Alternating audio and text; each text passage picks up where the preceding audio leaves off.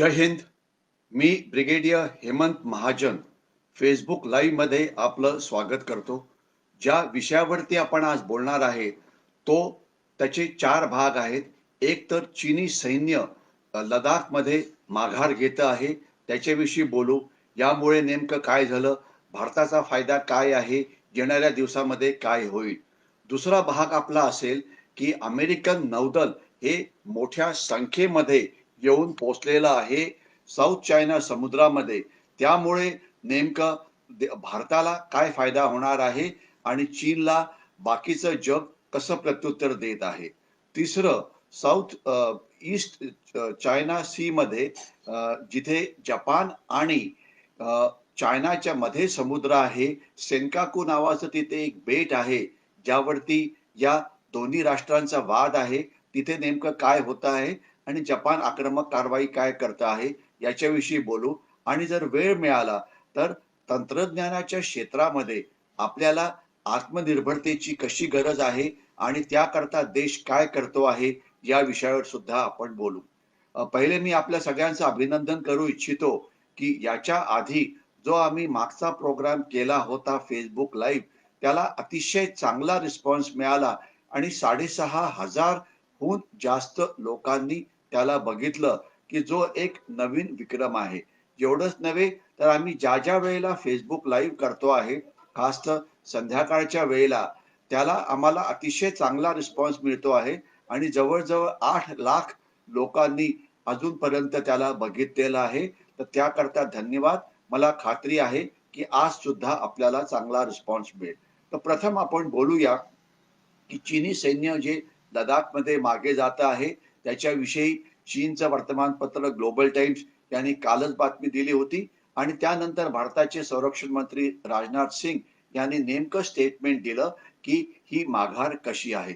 तर थोडक्यात जर माघारीविषयी बोलायचं म्हटलं, तर 5 मेला भारत आणि चीनमध्ये स्टँड ऑफ सुरू झाला आणि चीननी 4 ठिकाणी अतिक्रमण केलं. हे अतिक्रमण होतं गलवान खोऱ्यामध्ये, पँगँगसो लेकमध्ये, डेप्सांगमध्ये आणि अजून हॉट स्प्रिंग वगैरेच्या एरियामध्ये. तर आता नेमकं काय होणार आहे? आपल्याला आठवत असेल, की अशी माघार होणार आहे. अशा प्रकारचं एकदा ठरलं होतं 14 आणि 15 जूनच्या रात्री आणि त्यावेळेला नेमकं चीनने विश्वासघात केला आणि त्यानंतर गलवानची लढाई झाली, ज्यामध्ये आपण 70 हून जास्त चीनी सैनिक मारले आणि त्याची किंमत अर्थातच आपल्या 20 सैनिकांचं रक्त सांडून आपल्याला दिली आणि त्याचे जे कमांडिंग ऑफिसर होते 16 बिहारचे, त्यांना आत्ताच 26 जानेवारीला महावीर चक्राने गौरवण्यात आलं. तर त्याकरता आपण सर्वात पहिले कर्नल बाबू आणि भारतीय सैन्याचे जे शूर सैनिक, जेसीओ आणि अधिकारी आहेत, ज्यांनी आपल्या प्राणाचं बलिदान दिलं गलवानच्या लढाईमध्ये, त्यांना पहिले आपण नमन करूया. कारण त्यांच्यामुळेच ही चीनची जी माघार आहे, ही शक्य झालेली आहे. आता नेमकं काय होणार? तर त्याच्याकरता वेगवेगळे प्रश्न समोर येतात, की सध्या नेमकी भारत-चीन सीमेवरती परिस्थिती काय आहे आणि आणि जे आता करार झालाय तो नेमका काय झालेला आहे? दुसरं, ज्याला भारताचा विजय म्हणता येईल का? 100% हा भारताचा विजय आहे. तिसरं, की काही जण ज्याला आपण शंकासूर म्हणू शकतो, हे नेहमीच आरोप करत असतात, की आपण भारताने काही जमीन चीनला दिलेली आहे. तसं काही झालं आहे का? तर थोडक्यात नाही. परंतु त्याच्याविषयी आपण डिटेलमध्ये बोलण्याचा प्रयत्न करू. आणि याच्याशिवाय अजून 2 महत्त्वाचे मुद्दे जे समोर येतात, की फिंगर 4, फिंगर 5, 6, 7, 8 हे फिंगर हा जो भाग आहे गलवान खोऱ्यामध्ये किंवा पँगँगसो लेकमध्ये आहे, नेमकं काय आणि तिथे नेमकं आता काय झालं आहे आणि याच्यापुढे काय होणार आहे? आणि शेवटचा प्रश्न असा मनात येतो, की याच्यापुढे काय होईल? आपण जर ही लढाई जिंकली असेल सध्यापुरती, तर हा तात्पुरता विजय आहे, की पर्मनंट विजय आहे? तर या सगळ्यांविषयी आपण बोलू. थोडक्यात 5 मेला चीनने अतिक्रमण केलं आणि त्याच्यानंतर आता त्यांनी परत जायचं ठरवलेलं आहे आणि या करारामध्ये जे आपल्याला दिसतं आणि त्यानंतर जे व्हिडिओज दाखवण्यात आले, त्यामध्ये असं दिसतं आहे, की चीन आता पँगँगसो लेक आणि गलवानमध्ये परत जातो आहे आणि त्यामध्ये त्यांचे रणगाडे परत गेले आहेत, त्यांच्या चिलखत्या गाड्या परत गेलेल्या आहेत आणि त्यांची जी मोठी शस्त्र, ज्याला आपण तोफखाना वगैरे म्हणायचं किंवा मिसाईल्स म्हणायचं, ती आता परत चालली आहे. परंतु लक्षात ठेवावं की चीन म्हणतो एक, करतो दुसरं. तर म्हणून जोपर्यंत त्यांनी म्हटलेलं सगळं हे संपत नाही, तोपर्यंत त्यांच्यावरती आपल्याला काळजीपूर्वक लक्ष ठेवावं लागेल. कारण चीन कधीही आपली चाल उलटी करू शकतो आणि उलटं काम करू शकतो. म्हणून अर्थातच त्यांच्यावरती आपण लक्ष ठेवू, सॅटेलाईटच्या मदतीने लक्ष ठेवू, ड्रोन्सच्या मदतीने लक्ष ठेवू, आपली गस्त त्या भागात घालून वगैरे. आणि त्याच वेळेला जे भारतीय सैन्य जे पुढे आलं होतं, ते सुद्धा मागे जाईल. परंतु केवढं मागे? तर 5 मेला भारतीय सैन्य आणि चीनी सैन्य नेमकं जिथे होतं, त्या ठिकाणी ते परत जातील, हे आपल्याला लक्षात यायला पाहिजे. तर अर्थातच हा भारताकरता एक मोठा विजय आहे. परंतु मग जे त्यांनी मान्य केलेलं आहे, जे पूर्ण होण्याकरता 2 ते 3 आठवडे एवढा वेळ लागू शकतो. तर हे पूर्णपणे त्यांनी म्हणजे पूर्ण सगळ्या ठिकाणी ते परत जात आहेत का? तर त्याचं थोडक्यात उत्तर आहे नाही. डेप्सांगचा जो भाग आहे, तिथे ते परत जात नाही आणि हॉट स्प्रिंगचा सुद्धा भाग आहे, तिथे सुद्धा काय होणार आहे नेमकं, हे आपल्याला येणाऱ्या दिवसामध्ये कळेल. त्याकरता आपण अर्थातच ज्या सैनिकी लेव्हलला वाटाघाटी आहेत, त्या सुरू राहतील. तर हे एक मोठं यश आहे का? नक्कीच हे एक प्रचंड मोठं यश आहे. कारण चीननी ज्यावेळेला अतिक्रमण केलं होतं, त्यांना वाटलं, की आपण जास्त सैन्य आणलं, जास्त तोफा, बंदुका आणल्या, जास्त रणगाडे आणले, तर भारतीय सैन्य घाबरून जाईल आणि म्हणेल, की आम्ही वाटाघाटी करतो, तुम्ही कृपया परत जा. आणि त्याच्यानंतर त्यांनी आपल्यावरती प्रचंड मानसिक दबाव टाकला. त्यांनी प्रोपगंडा वॉर सुरू केलं.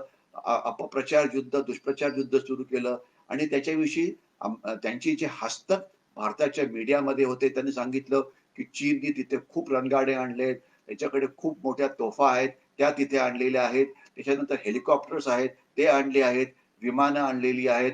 चीन हे नंबर 2चं सैन्य आहे. त्याला भारतीय सैन्य कसं तोंड देईल? परंतु हा जो मानसिक दबाव होता, याचा भारतीय सैन्यावरती काही परिणाम झाला नाही आणि चीनला प्रोपगंडा वॉरफेअर करता येतं, चीनला नाटकं करता येतात, चीनला दुष्प्रचार करता येतो. परंतु चीनी सैन्याला जी सैन्याकरता सर्वात महत्वाची बाब असते, की तुम्हाला लढता यायला पाहिजे, शत्रूवरती हल्ला करता यायला पाहिजे आणि त्यांना मारता यायला पाहिजे. हे काही त्यांना जमत नाही. कारण चीनी सैन्य हे सॉफ्ट आहे. आपण जर माझे याच्या आधीचे जर टीव्ही जे Facebook लाईव्ह आहेत ते बघितलं असेल, तर आपल्याला आठवत असेल, की आपण याच्यावरती फेब्रुवारी महिन्यापासून वेगवेगळं लाईव्ह प्रोग्राम्स करतो आहे आणि त्यात मी अनेक वेळा म्हटलेलं आहे, की चीनी सैनिक आहेत, हे नाजूक आहेत, ते शहरात राहणारे आहेत, ते अतिशय उच्च कुटुंबियातून येतात. कारण चीनमध्ये अर्थव्यवस्था भारताच्या तिप्पट असल्यामुळे तिथला जो मिडल क्लास आहे, तो खूप श्रीमंत आहे आणि त्यामुळे ते अतिशय सॉफ्ट किंवा नरम बनलेले आहेत. त्यांना अतिथंड भागात राहायची त्यांची तयारी नाही, लढण्याची त्यांची तयारी नाही. याच्याशिवाय ते वन चाइल्ड पॉलिसीमधनं निर्माण झालेले असल्यामुळे त्यांचं घरात खूप कौतुक होतं. त्यांना टफ जीवन हे जगता येत नाही. त्या मानाने भारतीय सैन्य हे अतिशय टफ आहे. त्यांना लढण्याचा अनुभव आहे आणि हे आपण दाखवून दिलं 14 आणि 15च्या रात्री, ज्यावेळेला गलवानची लढाई झाली आणि आपण 70हून जास्त चीनी सैनिक मारले. आणि हा चीनला बसलेला एक फार प्रचंड मोठा धक्का होता. 1978 नंतर पहिल्या वेळा चीनी सैन्याचं रक्त इथे सांडलं. तर मग त्याच्यानंतर पुन्हा एकदा 28 आणि 29 ऑगस्ट 2020ला आपण चीनला एक मोठा पुन्हा धक्का दिला, की आपण एक आक्रमक कारवाई केली आणि पँगँगत्सो लेकच्या दक्षिणेला असलेला कैलाश पर्वत याच्यावरच्या सगळ्या हाईट्स आपण ऑक्युपाय केल्या. ज्यामुळे चीनचं जे तिथे मोठं शिबिर आहे मोल्डोमध्ये, चीनचं मोठं शिबिर आहे स्पंगूर गॅपमध्ये, त्याच्यावरती आता आपण लक्ष ठेवून आहोत आणि जर गरज पडली तर तोफखान्याच्या मदतीने आपण त्यांना कधीही उद्ध्वस्त करू शकतो. कारण चीनचं जे अतिक्रमण असतं, हे केवळ ते रस्त्यानी करतात. त्यांचं डोंगरावरती चढण्याची त्यांची तयारी नाही आणि त्यामुळे चीनला एक प्रचंड मोठा धक्का बसला. कारण त्यांना वाटलं, की भारतीय सैन्य नरमीने काम घेईल, आक्रमक कारवाई काही करणार नाही. परंतु तसं झालं नाही. सैन्याने आक्रमक कारवाई केली, जो चीनला एक मोठा धक्का बसला आणि ज्यामुळे चीन जे पहिले दादागिरी केवळ रस्त्यावरती करायचं, त्यांना सुद्धा आता डोंगरावरती चढावं लागलं आणि त्यांना अतिथंड भागात राहावं लागलं, बर्फाळ भागात राहावं लागलं. म्हणजे त्यांचा दुष्प्रचार, अपप्रचार हा सगळ्यात अगदी खोटा, किती खोटा होता. आणि त्यांनी भारतीय मीडियामध्ये जो प्रोपगंडा वॉरफेअर सुरू केलं होतं त्यांच्या हस्तकाने, ते किती चुकीचं होतं हे आपल्याला दिसतं. त्यांची आपण चांगल्यापैकी पिटाई केली, याच्यामध्ये काहीही डाऊट नको. मग आता चीनी सैन्याला एकदम का प्रेम आलं? ते आता परत का चालले आहेत? कारण त्यांना थंडी सोसवत नाही. थंडीमध्ये त्यांचे अनेक सैनिक आजारी पडताहेत. आणि एवढंच नाही, तर मी याच्या आधी पण म्हटलं होतं, दुर्दैवाने ते रिपीट करावं लागेल, की चीनी सैन्यामधले अनेक सैनिक, जवळ-जवळ 50 ते 60% सैनिक हे चीनी सैन्यामध्ये केवळ 3 वर्षाकरता सैनिकी काम करण्याकरता येतात. त्यानंतर ते परत जातात. त्यानंतर ते दुसरं कुठलं तरी करियर सुरू करतात.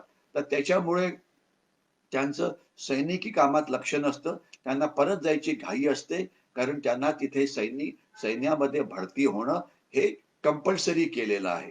तर त्याच्यामुळे ते मागे सारखं पळून जायची त्यांची इच्छा, नेहमी इच्छा असते.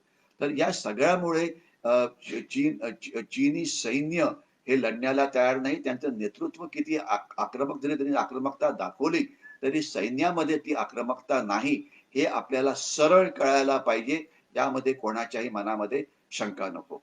आता हा आपला एक मोठा विजय होता. परंतु यानंतर काही शंकासूर, काही चीनी हस्तक यांनी म्हणायला सुरुवात केली, की भारताने चीनला आपली जमीन कायमची देऊन टाकली. आपल्याला कळायला पाहिजे, भारताने चीनला कुठलीही जमीन दिलेली नाही. आणि जी जमीन दिली आहे, ती आपण दिली होती 1947 साली, ज्यावेळेस भारत आणि पाकिस्तान वेगळं झालं आणि जम्मू काश्मीरचा काही भाग चीनकडे चालला गेला. त्यावेळेला 5120 स्क्वेअर किलोमीटर्सची जमीन पाकिस्तानने चीनला दिली. रिपीट करतो, 5120 स्क्वेअर किलोमीटर्सची जमीन ही पाकिस्ताननी चीनला दिली. तर ती एक जमीन गेली त्यावेळेला. आणि दुसरं, 1962 ज्यावेळेला युद्ध झालं, त्यावेळेला आपण 38,000 स्क्वेअर किलोमीटर्सची जमीन चीनला न लढता देऊन टाकली. रिपीट करतो, 38,000 स्क्वेअर किलोमीटर्स म्हणजे केवढं प्रचंड आहे. आपण जर माझं पहिलं प्रेझेंटेशन बघितलं असेल, तर त्यामध्ये मी आपल्याला काश्मीरचा नकाशा पण दाखवला होता. आणि त्याच्यामध्ये मी आपल्याला हे पण दाखवलं होतं, की जो लाल रंग, आपण जुन्या माझ्या प्रेझेंटेशनमध्ये जा, याच्यात आपल्याला काश्मीरचा नकाशा दिसेल. त्यामध्ये आपल्याला दिसेल, की लाल रंगाचा जो काश्मीरचा मी भाग दाखवला होता, ती जमीन आपण चीनला 1962 साली देऊन टाकली. आता आपण चीनला कुठलीही जमीन देत नाहीये, परंतु चीन सलामी स्लायसिंग म्हणजे थोडं-थोडं पुढे करण्याचा प्रयत्न करतं.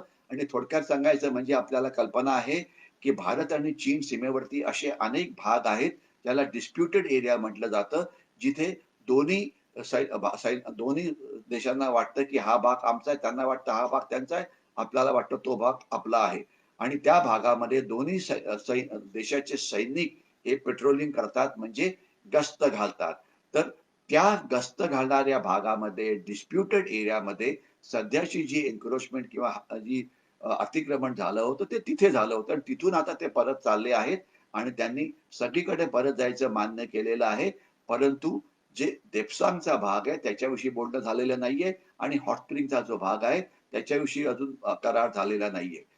एक बिलकुल गोष्ट आपल्याला साफ कळायला पाहिजे, की कैलाश पर्वतावरती आपण उंच गेल्यामुळे चीनला एक मोठा धक्का बसला. तर भारतीय सैन्याने हे अगदी ठामपणे ठरवलेलं आहे, जोपर्यंत देप्सांगच्या मधून चीनी सैन्य परत जात नाही 5 मेच्या जागेवरती, तोपर्यंत जो आपण वरचा भाग जो आपण ऑक्युपाय करून बसलेलो आहे, तिथून आपण परत जाणार नाही. हे आपल्याला माहिती पाहिजे. कारण त्याच्यामुळे जर युद्ध झालं किंवा युद्धजन्य परिस्थिती झाली, तर पुन्हा एकदा आपण चीनची पिटाई करू शकतो. तर आपण कुठलाही भाग हा चीनला सोडलेला नाहीये. आणि शेवटचं, की आता लडाख जो स्टँड ऑफ आहे तो संपल्यामुळे आता आपण चीनच्या थोडं पुढे गेलो आहे का? नक्कीच. हा जो राउंड आहे, ही जी फेरी आहे, ही आपण नक्कीच जिंकलेली आहे.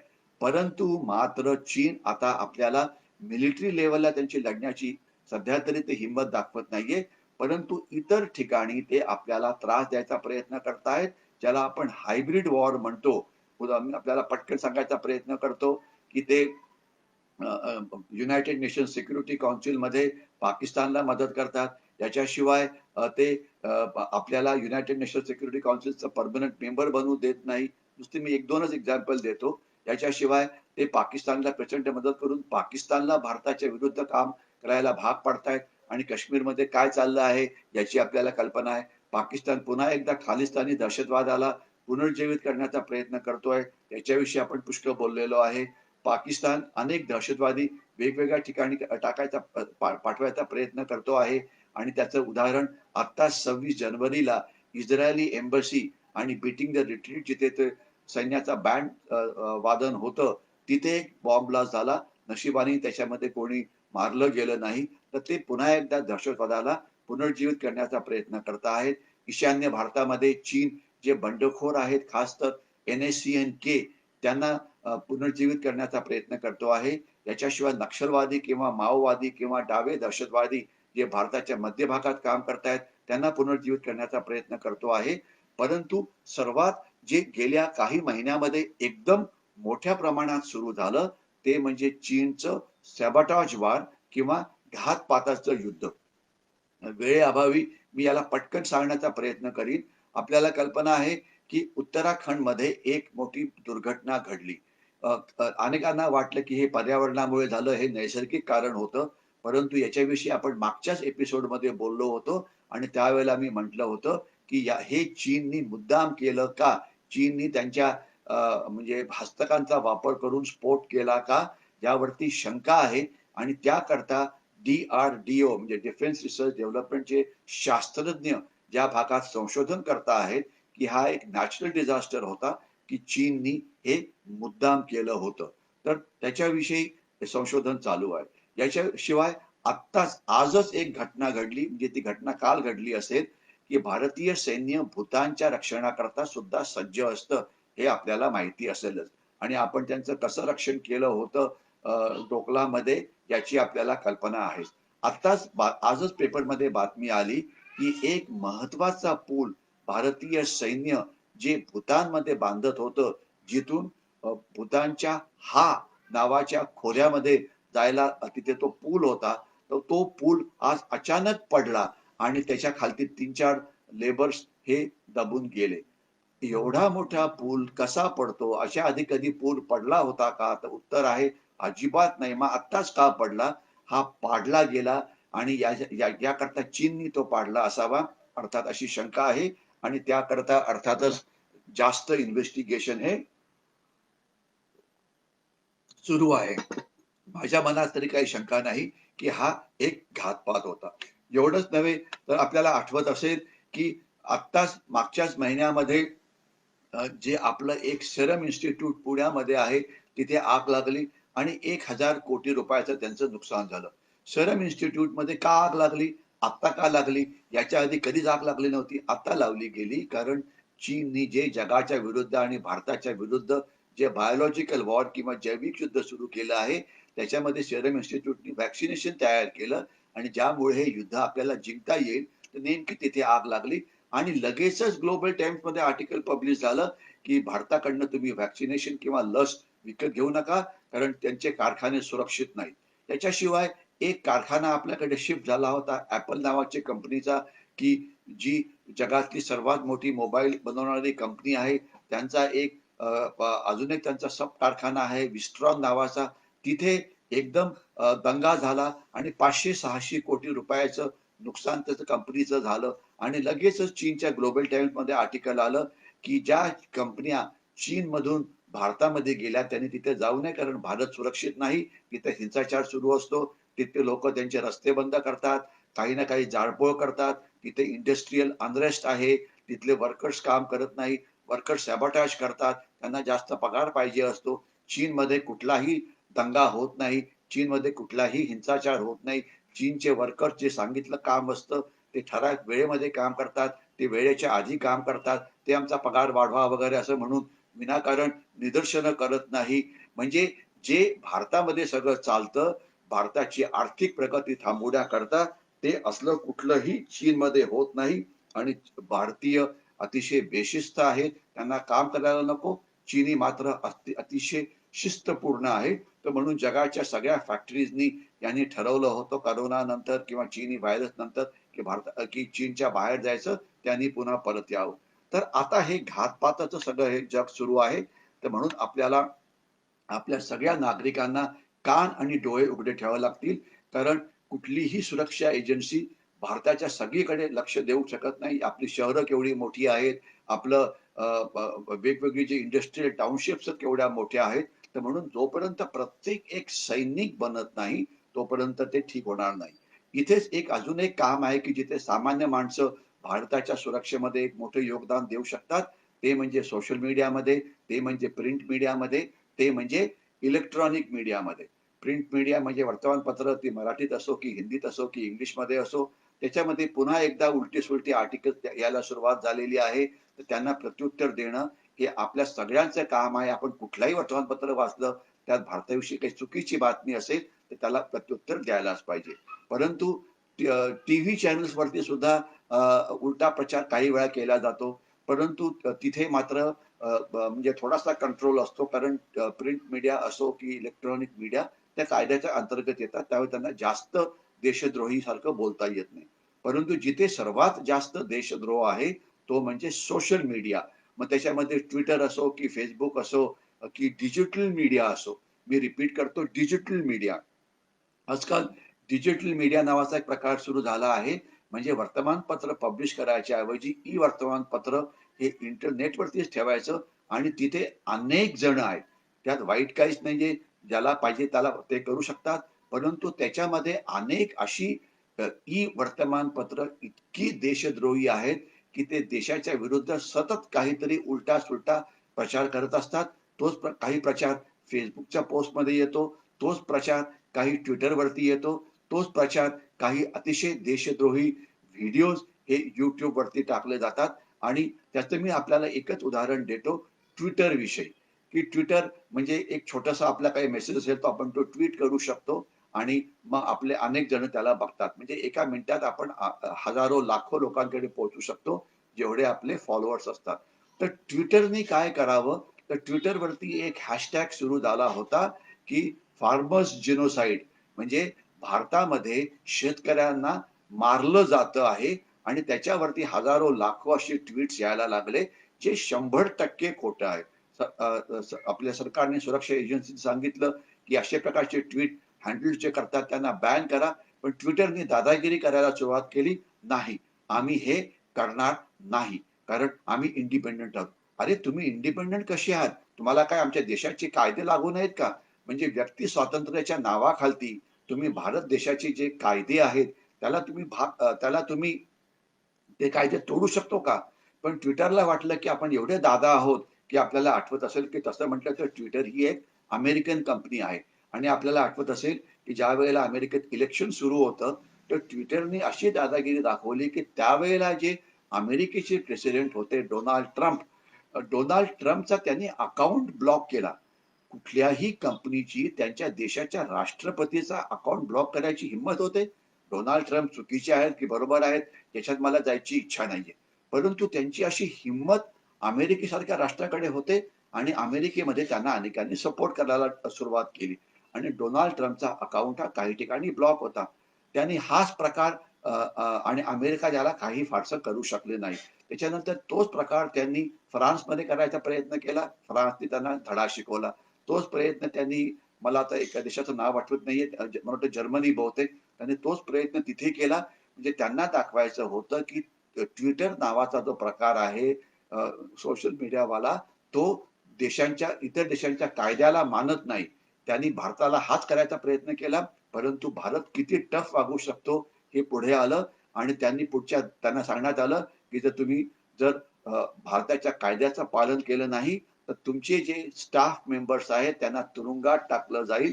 लगेच Twitterनी मला वाटतं 2100 हँडल्स ही बॅन केली. Facebookनी पटकन सगळे जे अँटी नॅशनल पोस्ट होते त्याला ब्लॉक केलं. त्याच्याशिवाय YouTubeनी अनेक असे शेकडो व्हिडिओज होते, की जे भडकाऊ होते, ज्यामुळे देशात हिंसाचार झाला असता, त्याला बॅन केलं. तर त्यांना म्हणजे एक मोठा धडा मिळाला, की जे अमेरिका करू शकली नाही, तर ते Twitterला धडा शिकवण्याकरता भारताने त्यांना एक खरोखरच धडा शिकवलेला आहे आणि एवढंच नव्हे, तर आता भारतामध्ये ट्विटर सारखं एक आपण आता नवीन सॉफ्टवेअर आणलेलं आहे ज्याचं नाव आहे कू.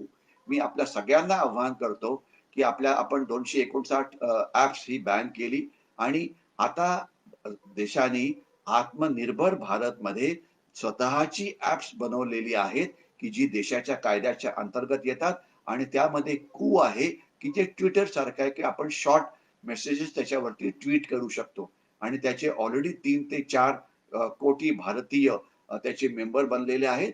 ट्विटरला आपण धडा शिकवायलाच पाहिजे. आपण त्या कूमध्ये जायला पाहिजे. याच्याशिवाय WhatsAppला सुद्धा एक पर्याय भारताने तयार केलेला आहे. Facebookला सुद्धा एका स्टार्टअप कंपनीने तयार केलेला आहे.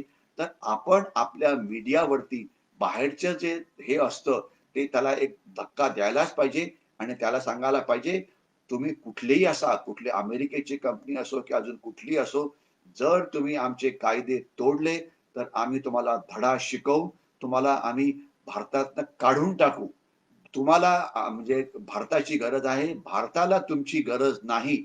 हा मेसेज त्यांना क्लिअरली जायला पाहिजे, जो आता या Facebook आणि यांना गेलेला आहे आणि त्याच्यामुळे त्यांनी हे जे उलटा प्रकार होते, ते आता थांबवायला सुरुवात केली आहे. त्याकरता आपण आपल्या दृढनिश्चयाचं कौतुकच करायला पाहिजे. परंतु याचा अर्थ असा नाही, येणाऱ्या काळामध्ये ते होणार नाही. म्हणून आपण काळजीपूर्वक राहायला पाहिजे आणि इथे आपण आपल्या देशाचे कान आणि डोळे बनायला पाहिजे.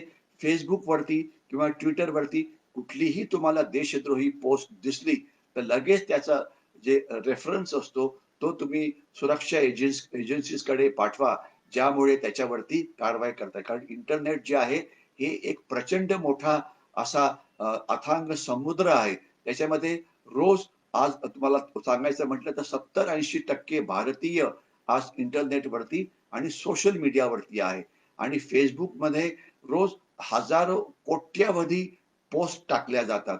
तर कुठल्याही सरकारला त्याच्यावरती लक्ष ठेवणं हे सोपं नाही. तर आपण Facebookवरती असू, आपण Twitterवरती असू, आपण YouTubeवरती असू, आपण एक देशाकरता 5-10 मिनिटं खर्च करायलाच पाहिजे. कुठलीही देशद्रोही पोस्ट कुठल्याही जर अशा प्रकारच्या सोशल मीडियावरती आली, तर त्याची लिंक आपण सुरक्षा एजन्सीजकडे पाठवायलाच पाहिजे, ज्यामुळे त्याच्यावरती देशाच्या कायद्याच्या अंतर्गत कारवाई ही केली जाईल. तर मला खात्री आहे, की आपण सगळे माहिती योद्धे बनू, इन्फॉर्मेशन वॉरियर बनू, सायबर वॉरियर बनू आणि देशाविरुद्ध जो प्रचंड दुष्प्रचार, अपप्रचार केला जातो, त्याला थांबवण्यामध्ये मदत करू. मला अनेक विषयावरती बोलायचं होतं, पण वेळेअभावी आता मी थांबणार आहे. परंतु याच्यावरती मी पुष्कळ काही वर्ड फॉर्ममध्ये याच्याच खालती घातलेलं आहे. जे 2 भाग आपल्याला आज कव्हर करता आले नाही, की अमेरिका चीनच्या विरुद्ध कशी कारवाई करत आहे तैवानमध्ये, हे आपण पुढच्या ज्यावेळेस रविवारी भेटू त्यावेळेला बोलू. सेन्काकू आयलंडवरती जपान आणि चीनमध्ये कसा वाद होतोय आणि त्याचा भारताला काय फायदा होतोय, त्याच्याविषयी बोलू आणि डायरेक्ट एनर्जी वेपन्स त्याच्याविषयी सुद्धा बोलण्याचा प्रयत्न करू आणि तंत्रज्ञानाच्या विषयामध्ये आपण कसं आत्मनिर्भर होण्याचा प्रयत्न करतो आहे, त्याच्याविषयी बोलण्याचा प्रयत्न करू. तर हे जे सगळे विषय आहेत, हे आपण आपलं जे पुन्हा मीटिंग असेल, ती रविवारी 11:30 वाजता नेहमी असते, याची आपल्याला माहिती आहे. त्यावेळेला आपण याच्यावरती कव्हर करण्याचा प्रयत्न करू. आज मी आता इथेच थांबतो आहे. काही प्रश्न घेण्याचा प्रयत्न करतो. मला एक 5-6 प्रश्न समोर दिसतायत. धनंजय शिंदे जय हिंद म्हणताहेत. अमित शहाजी सॅल्यूट म्हणताहेत. आपल्या सगळ्यांना जय हिंद सगळ्यांना. परंतु आपल्याला एकच मेसेज, की आपण सोशल मीडियावरती देशाचे कान आणि डोळे बना आणि जे देशद्रोही लिखाण करतात, त्याची लिंक आपल्या सुरक्षा एजन्सीजकडे पाठवा. नंबर 1 भाग झाला आणि दुसरं उद्धवजी म्हणतायत सोनवडकर जय हिंद. आपल्याला सुद्धा जय हिंद. आपण सगळ्यांनी जोपर्यंत कान आणि डोळे बनत नाही, तोपर्यंत डिजिटल मीडियामध्ये जे भारताच्या सुरक्षेवरती जे आक्रमण होतं आहे, ते अतिशय सीरियस आहे. मी आपल्याला एकदा पुन्हा सांगू इच्छितो, गलवानची आपण काळजी करू नका. भारतीय सैन्य लष्करी पद्धतीने चीनची पुन्हा पिटाई करेल, ज्यावेळेला गरज पडेल. त्याची मला काळजी अजिबात नाही. परंतु डिजिटल बाउंडरीजची आपण रक्षा कशी करायची, भारताच्या सायबर बाउंडरीजची रक्षा कशी करायची आणि जे आतले शत्रू आहेत, की जे देशाच्या आत हिंसाचार करतात, त्यांच्या विरुद्ध कसं लढायचं, हे जास्त काळजी करणार आहे. तर आपण सगळे ज्यामध्ये सैनिक आहोत, त्याकरता आपण आपले कान आणि डोळे उघडे ठेवा आणि देशद्रोही घटनांविषयीची माहिती सुरक्षा एजन्सीजकडे पोहोचवा. मला वाटतं मी आता इथेच थांबतो आणि आपल्याला जर हा व्हिडिओ आवडला असेल तर याला जरूर लाईक करा, जास्तीत जास्त लोकांशी शेअर करा. थांबूया आता. जय हिंद.